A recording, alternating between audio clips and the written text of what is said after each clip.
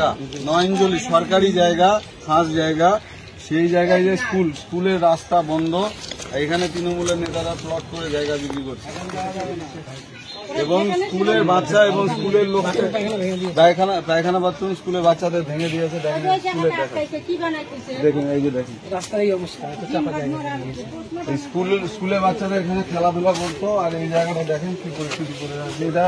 এটা বাংলাদেশ নয়, এটা দক্ষিণ দিনাজপুরের গঙ্গারামপুরে হচ্ছে গিয়ে কালীতলা যে 4 নম্বর ওয়ার্ডের তৃণমূল নেতাদের কাণ্ড। দেখেন এই জায়গাগুলো কিভাবে দখল করেছে। দেখেন দক্ষিণ দিনাজপুর জেলা প্রশাসনকে আমরা বিএলআরওকে গঙ্গারামপুরকে জানিয়েছি, কোনো রকম হেলদোল নেই, প্রশাসন বলে কিছু আছে কিনা সেটা একটু চিন্তা ভাবনার বিষয় হয়তো। দেখেন কি পরিস্থিতি। পুরো বিল্ডিং উঠে যাওয়ার পর আপনারা যাবেন ওখানে, এই যে বিল্ডিং করেছে পুরো বিল্ডিং উঠে যাওয়ার পর আপনাদের যাবো ভাই পেটে আগে দানাটা দিই। স্কুলের মাঠটা কোথায় যাবে? স্কুলের মাঠ,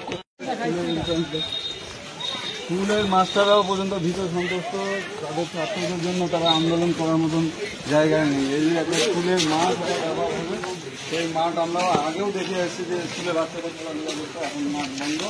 আর স্কুলের এন্ট্রান্স যে জায়গা, সেই জায়গাতে এরা জবরদখল করে বিক্রি করছে। ধন্যবাদ।